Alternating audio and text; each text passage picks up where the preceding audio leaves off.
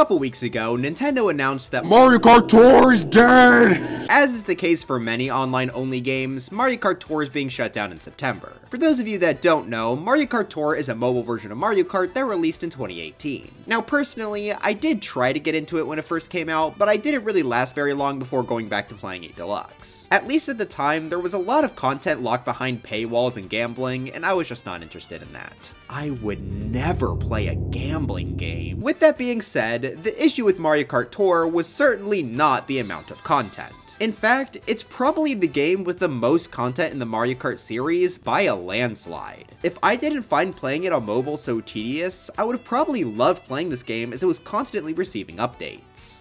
I was gonna make a joke about Mario Kart World's lack of updates, but I guess they got there eventually. But anyway, this high amount of content makes the decision to kill off Mario Kart Tour extra devastating. Sure, a lot of its content comes from previous Mario Kart titles, but there were also plenty of original pieces of content that never left Mario Kart Tour. 8 Deluxe did at least receive a bit of the content through the Booster Course Pass, but there's still quite a bit that's going to be lost when September rolls around. The Gigaba Bomb is lost media? Well, not exactly. I'm sure people have been working to preserve Mario Kart Tour in some way. But in terms of official releases, yes, this content is about to be deleted with no way to ever play it again. So today, I want to talk about the content that's going to be lost once Mario Kart Tour is shut down in September. That includes exclusive characters, costumes, carts, tracks, battle maps, and items. I'll also talk about how likely I think it'll be for each of these to potentially return in a Mario Kart World update now that Nintendo finally remembered that they can do that. If you enjoyed this video, please make sure to leave a like, subscribe to the channel, and let's jump right in. Hello.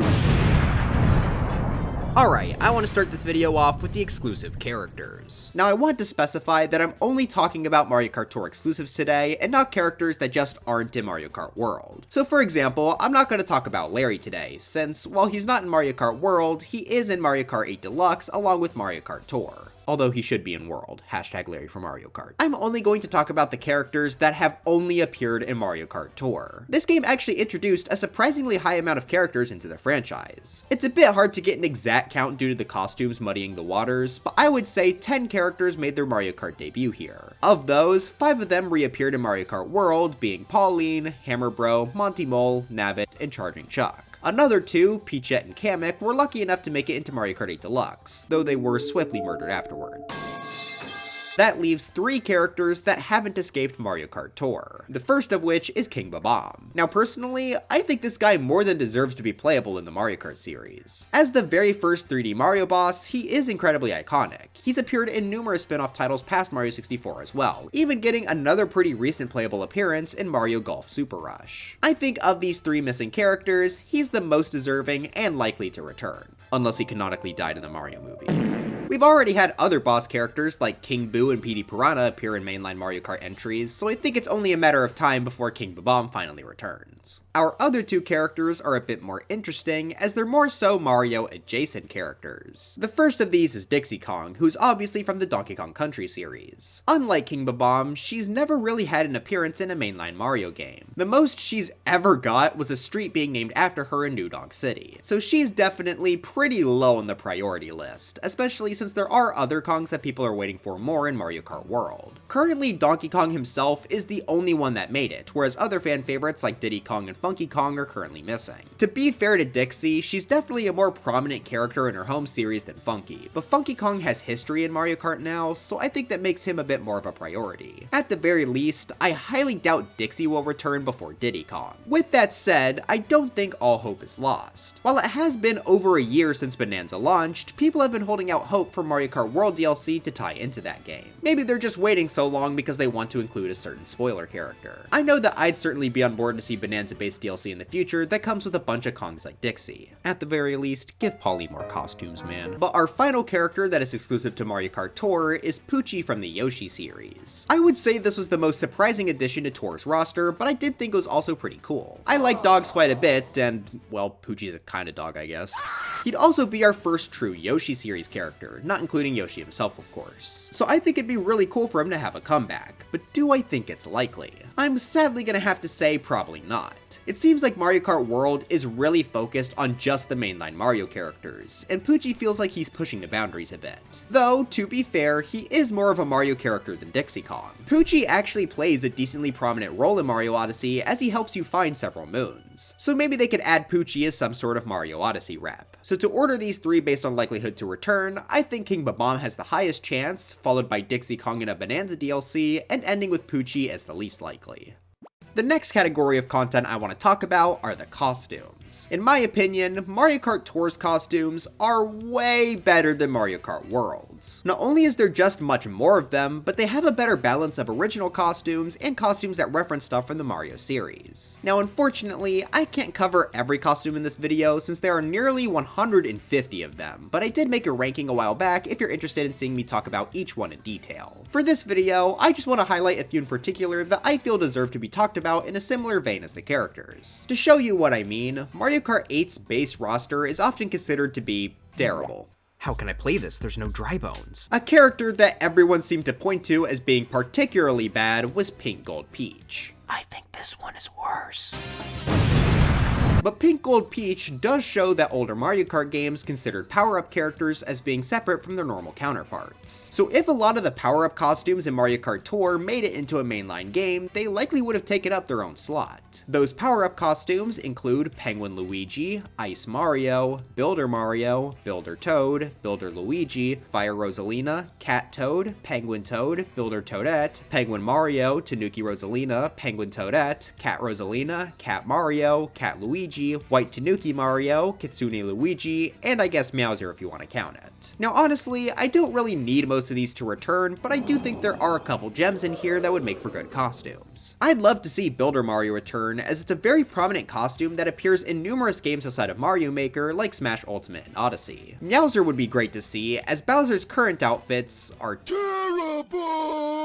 It'd be cute to see a penguin suit return as well for some new Super Mario Bros. Wii representation. Although we do have a penguin character, so that might be a little useless. Speaking of the extra characters in Mario Kart World, many of them were actually given costumes in Tour. Most of the more generic Mario enemies didn't get any costumes in World, which I think is a huge shame. To be fair, most of the time in Tour, if they did get a costume, it was just a gold variant. But gold dry bones goes so hard. When they did actually get costumes though, I think they were pretty good. Hammer Bro in particular is a huge highlight as he got costumes based on Fire Bros, Ice Bros, and Boomerang Bros. Considering all four of these guys are major enemy types in the mainline series, I think they all deserve to not be forgotten with Tour. I'm hoping they'll be some of the first costumes added as DLC, if Nintendo is interested in adding costumes for the extra characters anyway. Another set of costumes that may have been their own character slots in previous games are the Doctor outfits.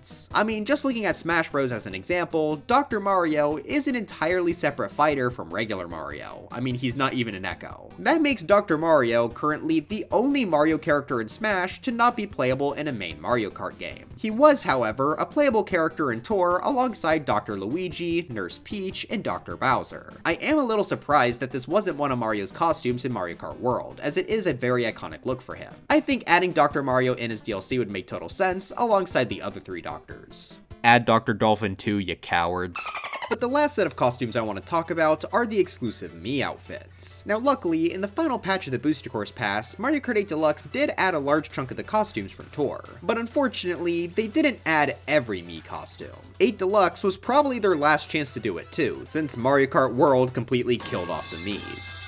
It's okay, they're in a better game anyway. But since Miis might not be part of the series anymore, and I also didn't cover Mii costumes in my original Tour video, I'll quickly run through all 26 Mii outfits that are locked to Mario Kart Tour. There's the classic trio of a bronze, silver, and gold outfit. Due to how basic these are, it is a little surprising that they didn't make it to 8 Deluxe. Then there are also several outfits based on playable characters in either Mario Kart Tour or even Mario Kart World. Those costumes are King Boo, King Bob-omb, Nabbit, Hammer Bro, Dry Bones, Rocky Wrench, Spike, Piranha Plant, Larry, Iggy, Roy, Ludwig, Lemmy, Morton, Wendy, Monty Mole, Waluigi, and Fishbones. I think it's understandable that most of these costumes didn't make it into 8 Deluxe, since players would have the option to select the character anyway. Sure, some of the outfits like Spike and Fishbones needed to wait until World for them to be playable, but I think of the ones that didn't make the cut, this set makes the most sense.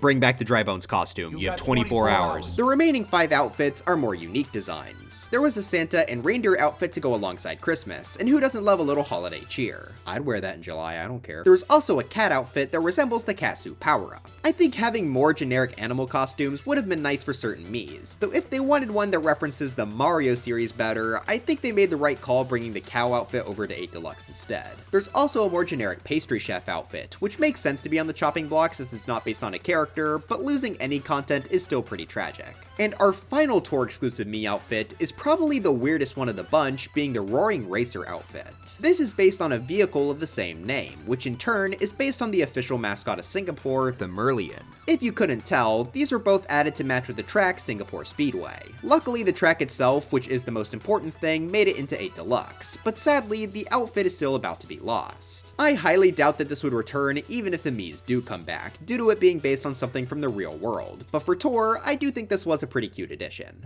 Speaking of the Roaring Racer kart, that too is locked to Mario Kart Tour. So that means there are also plenty of karts that are soon to be lost. Out of curiosity, how many karts does Mario Kart Tour have?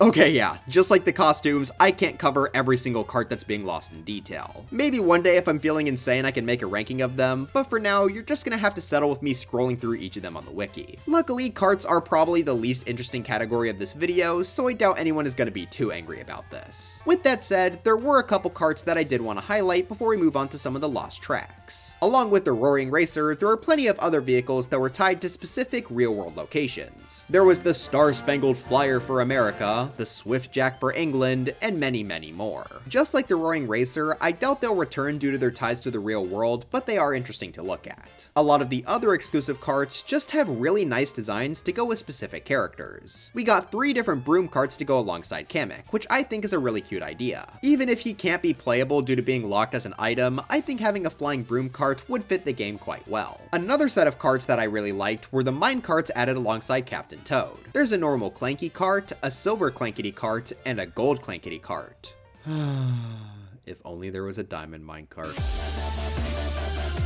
That does remind me that a good chunk of the 340 carts are just gold variants. From what I can tell, we'd be losing about 40 golden carts, since the standard golden cart does at least exist in 8 Deluxe. A lot of the remaining carts after that are based more directly on specific characters. Those include the Dolphin Drifter, Penguin Slider, Chain Chomp Chariot, and Fishbone Fairy. There are even a few based on more obscure characters like the Sushi Racer. I think all of these look really neat, especially the Chain Chomp Chariot, I'm a big fan of that one. Considering we have other character-based carts in World like the Rob Hog, I'd be on board to see any of these return. Especially the Dry Bones Dasher, you have 24 hours. But I think that covers most of the carts that I wanted to talk about. Again, if you're super interested in looking at them all in detail, I highly suggest checking out the wiki or just pausing the video as I scroll. Instead of talking in detail about the tragic loss of the green Turbo Birdo, I want to move on to probably the most important part of this video, Mario Kart Tour's exclusive tracks. In total, this game has 500... Yeah, the track count in this game is kind of absurd. Now, the reason this is so high is because every track in the game, except you two, has 4 total variants. There's the normal version, the reverse version, the trick version, and the reverse plus trick version. These essentially take an already existing track and spice it up by either making the player race in reverse and or adding a bunch of new obstacles and ramps. I think this was a really good concept, as it basically quadrupled the content in this already pretty large game. Sadly, no other Mario Kart title truly has different track variants like this. A few of the remakes in the Booster Course Pass did include certain elements from these variants, but there's no option to fully swap what version of the track you're playing on. I think adding reverse and trick variants to the main Mario Kart titles would be really cool and help make the game feel more fresh after hours of playtime. Obviously, I'm not going to go over every single variant in detail here, as it's more the feature as a whole that I'm sad about losing. If we could see track variants return in the future, I think that would help keep me more interested in constantly playing the game. Aside from just the variants though, we do have some entire tracks that are exclusive. Now luckily, the Mario Kart 8 Deluxe Booster Course Pack past had a very heavy focus on Mario Kart Tour tracks. As much as the constant addition of city courses really got tedious by the end, it is nice that every single Tour City track is preserved in 8 Deluxe. Similarly, most of the Tour original tracks made it into 8 Deluxe as well, and those are especially nice since I love pretty much all of them. That said, not every track new to Tour made it into 8 Deluxe. If you were around during the speculation days for Mario Kart World, I'm sure one of the most common predictions you saw was the track Piranha Plant Pipeline for Mario Kart Tour.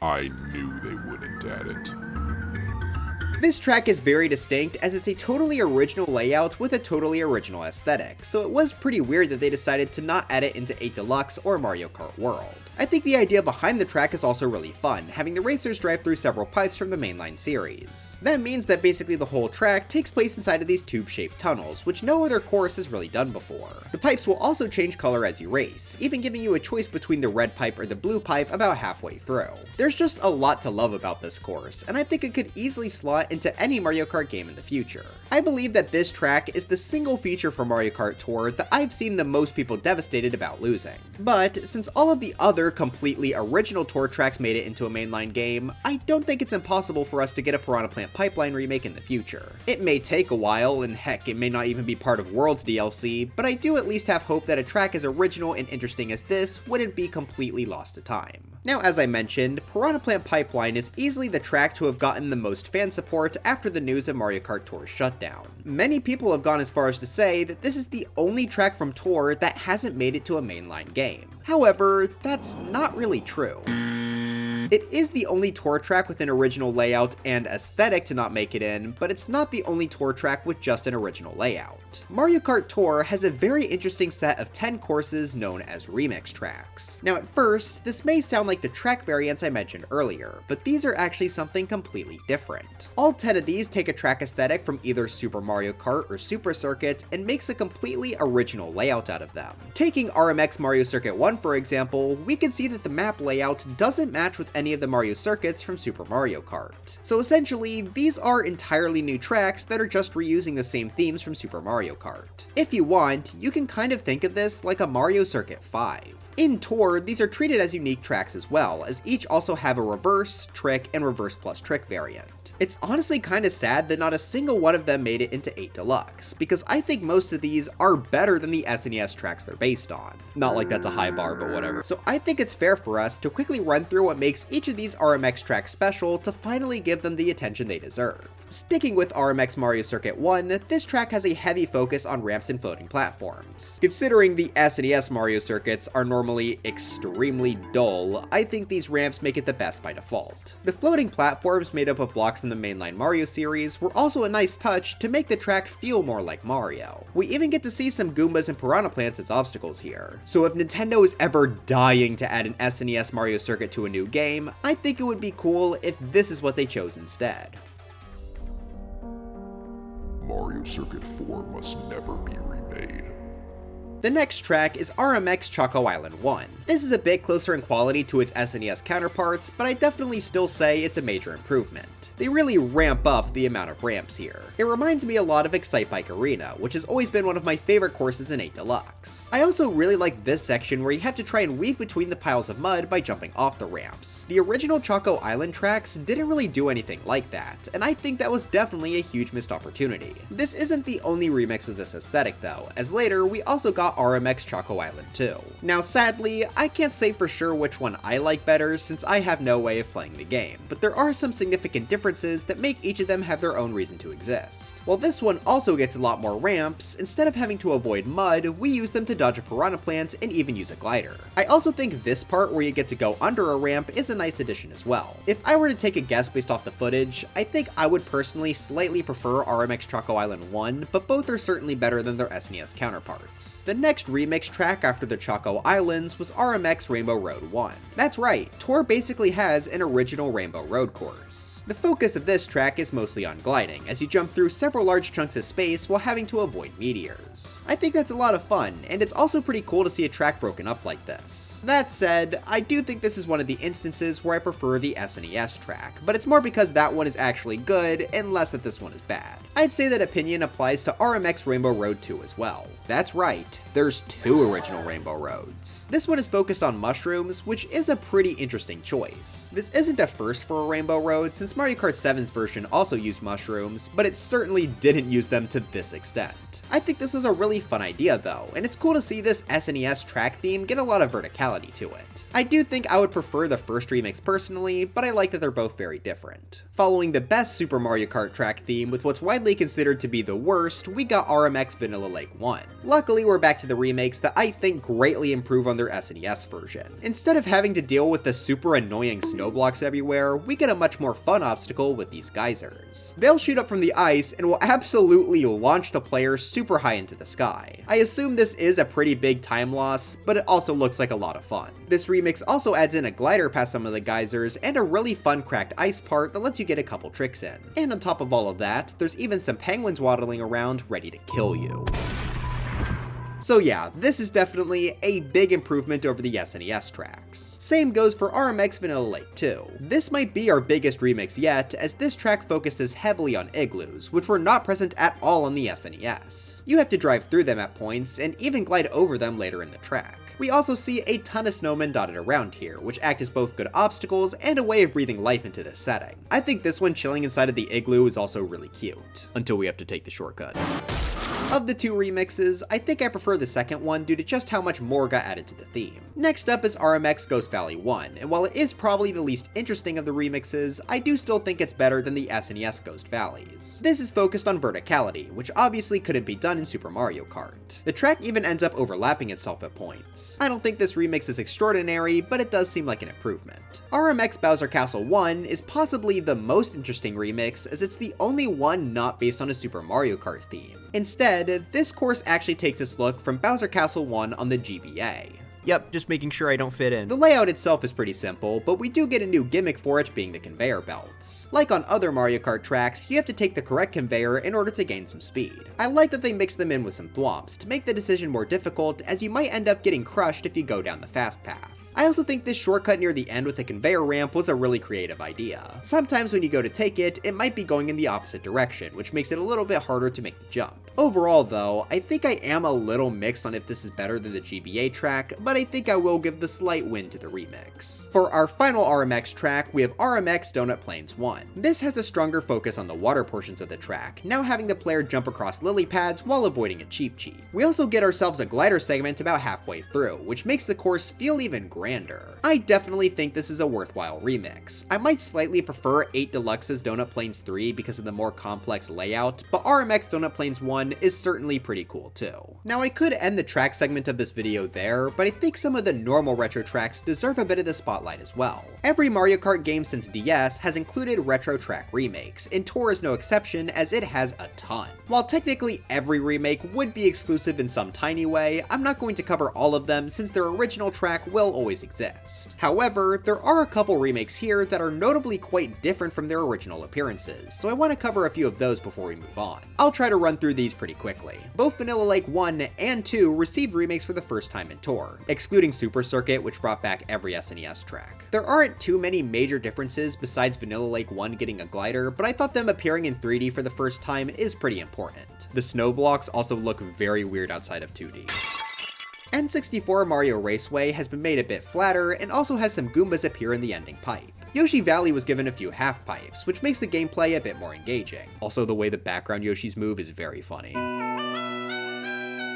Moving on to the GBA remakes, these are really the main bunch that I wanted to highlight. They easily received the most changes out of any retro track, which is likely why there were so many GBA tracks in the Booster Course Pass. However, not all of them made it into 8 Deluxe. Peach Circuit is a good example of that. While this track did technically have its first debut in 3D with Mario Kart DS, Mario Kart Tour really let it shine by actually adding a ton of elevation changes throughout the track. It's still not the most complicated layout, but it's a lot more interesting than what we had before. Pretty much the same story goes for the remake of Luigi's Circuit, which now includes a couple jumps near the middle and the end of the course. Cheep Cheep Island is an even more interesting remake though, as this is the only time it's ever been remade. On top of adding some verticality due to being in 3D, there are even some more obstacles like Cheep Cheeps dotted around the course. The overall layout is also very different from the original, with a lot of bridges being replaced throughout the course. Honestly, it does kind of seem a bit cut down in the remake, remake, but that does make this a pretty unique version of the track that's about to be entirely lost. Yoshi Desert is another course that's only ever been remade in Tour, though I think it's much easier for me to call this one an improvement. Throughout the track, there are now several fallen pillars to trick off of, which is definitely inspired by some of the previous Mario Kart Desert courses. We also see several new split paths here, and I really like how they incorporated underwater driving into one of the pathways near the end. Lakeside Park is GBA course number 3 to only be remade in Tour, and it takes full advantage of the fact that it's now in 3D by making the second half of the track take place on a mountain. It makes the course feel far more interesting than the original, and it's made even better on lap 2 as falling lava rocks cause craters to appear in the road.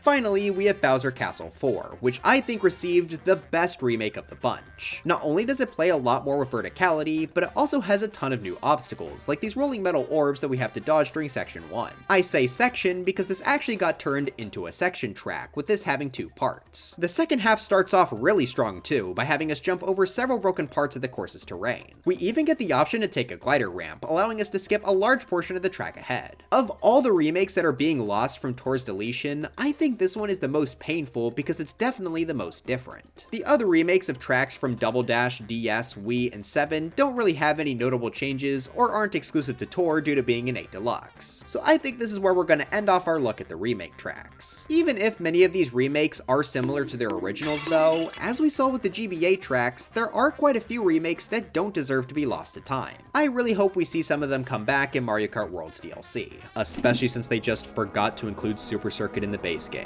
If I were to place a bet, I feel like Yoshi Desert seems like the most likely to return, but Bowser Castle 4 is definitely the one that I want the most.